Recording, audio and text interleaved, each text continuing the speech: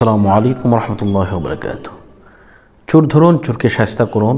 চুরির মাল ফেরত পেতে কী কী আমল করবেন আজকে সম্পূর্ণ কিছু আপনাদেরকে বলে দেওয়ার চেষ্টা করব ইনশাআল্লাহ।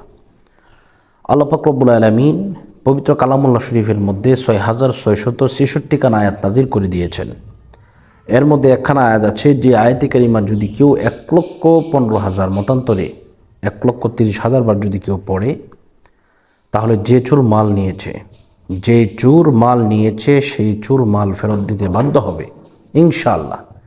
যদি সে মাল ফেরত না দেয় তাহলে সে অসুস্থ হবে, এমন অসুস্থ হবে তার গলা দিয়ে নাক দিয়ে রক্ত বের হবে ইনশাআল্লাহ।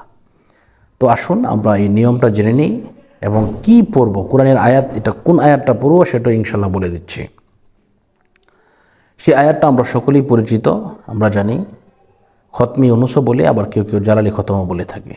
এই আয়াতে কারিমা হচ্ছে লা ইলাহা ইল্লা আনতা সুবহানাকা ইন্নী কুনতু মিনাজ জালিমিন।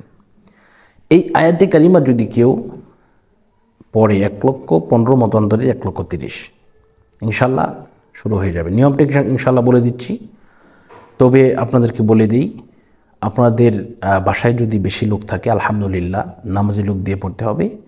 তো ইনশাআল্লাহ আপনারা পড়তে পারবেন, কোনো অসুবিধা নেই, অনুমতি আছে। আর যদি আপনারা পড়তে না পারেন তাহলে ইনশাআল্লাহ আমাদেরকে বললে আমরা ইনশাআল্লাহ আমাদের ছাত্রদের মাধ্যমে এটা পড়িয়ে দিতে সক্ষম হবে ইনশাআল্লাহ।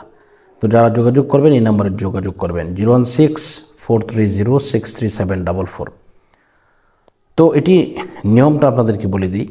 তো প্রথমত আপনাকে ওযু করবেন, পাক বিছানার মধ্যে বসবেন, এরপরে বিসমিল্লাহ সহ সূরা ফাতিহা একবার পড়বেন, বিসমিল্লাহ সহ সূরা ইখলাস ৩ বার, কয়েকবার দুরূদ শরীফ পাঠ করার পরে আপনি শুরু করবেন লা ইলাহা ইল্লা আনতা সুবহানাকা ইন্নী কুনতু মিনাজ জালিমিন।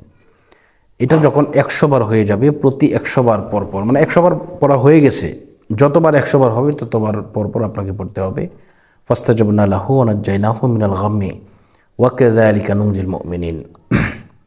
তো সম্মানিত ভাইয়েরা, বোনেরা আমার, তো এটা আমাদের মাধ্যমে ইনশাআল্লাহ পড়িয়েছেন।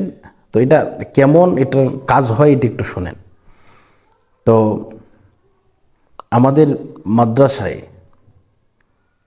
এক মহিলা এসেছে, সে বলতেছে হুজুর আমার ছাগলটা চুরি করে নিয়ে গেছে, আমি গরিব মানুষ, আপনাদেরকে একটু কিছু মিষ্টি মুখ করার জন্য কিছু হাদিয়া দেই, আপনি একটু নাস্তা পানি করায়েন বাচ্চাদেরকে, আপনি আমাকে খতমটা পড়ে দেন, ইনশাল্লাহ আমার কোনো আপনাদের প্রতি দাবি থাকবে না। তো এটি সকাল সকাল পড়িয়ে দেওয়া হলো। দুপুরেই এই মহিলা খাসি নিয়ে আপনার মাদ্রাসায় চলে আসলেন। তো এসে বলতেছে হুজুর, আমার বাড়ির পাশের একটি লোক, তার নাম হচ্ছে কামাল, তো এই কামালই আমার এই ছাগলটা চুরি করে নিয়ে গেছিল। তো ও আমাকে দিয়ে গেছে স্বেচ্ছায়, এবং সে বলছে আমি যাতে কারো কাছে না বলি, এবং দেখলাম তার মুখ দিয়ে গলা দিয়ে রক্ত বের হচ্ছে। তো এটার এমন অ্যাকশান, তো আলহামদুলিল্লাহ আমার খাসি পেয়েছি, আমার ছাগল পেয়েছি, তো এটা আপনার কাছে চিরকৃতজ্ঞ থাকবো, আল্লাহর কাছে আমি চিরকৃতজ্ঞ থাকব। তো এই কথা বলে উনি চলে গেলেন। এছাড়া আরও বহু আমাদের হাতে প্রমাণ রয়েছে।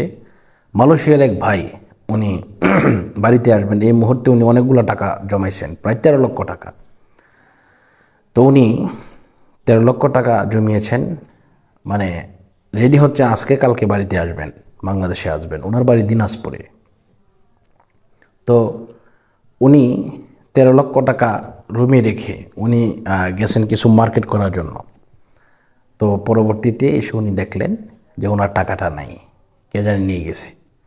তো উনি সাথে সাথে ফোন দিলেন, আল্লাহর কি কুদরত ছিল যে আমাদের খতমের ইয়াটা খালি ছিল, মানে কোনো খতম হাতে ছিল না। তখন উনি আমাদেরকে বলেন যে হুজুর পড়ে দিন, আপনাদেরকে কিছু নাস্তার হাদিয়া দিই। তখন উনি আমাদেরকে নাস্তার হাদিয়া পাঠিয়ে দিলেন, তো আমরা পড়ে দিলাম।